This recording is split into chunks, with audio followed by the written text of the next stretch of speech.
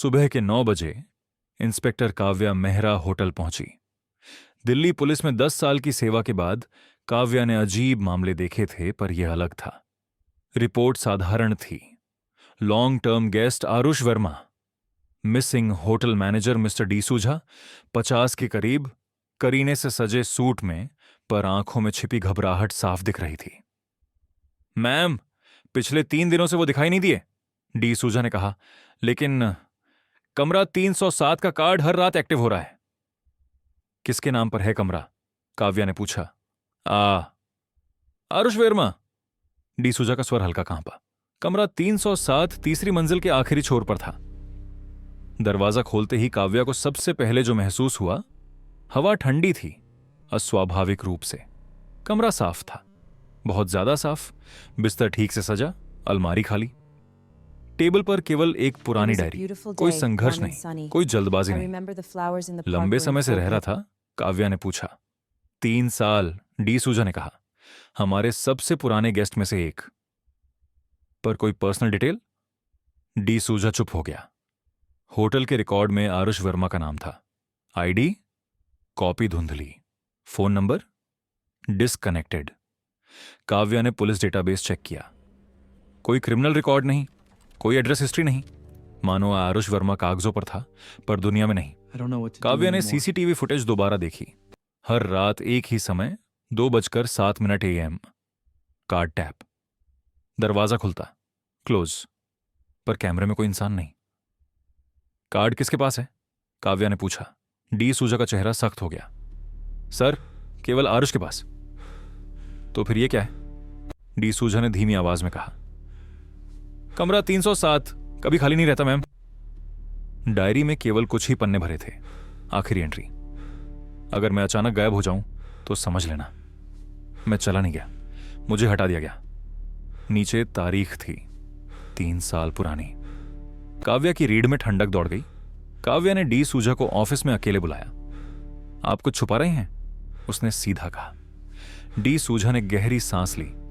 307 पहले भी एक बार खबरों में आ चुका है। कैसे? 5 साल पहले एक आदमी इसी कमरे में मरा था। नाम आरुष वर्मा। कमरे में सन्नाटा फैल गया। पर आपने कहा आरुष अभी गेस्ट है? हाँ हाँ, डिसूजा की आवाज टूट गई। और यही समस्या है। पुराने अखबारों की कटिंग मिली।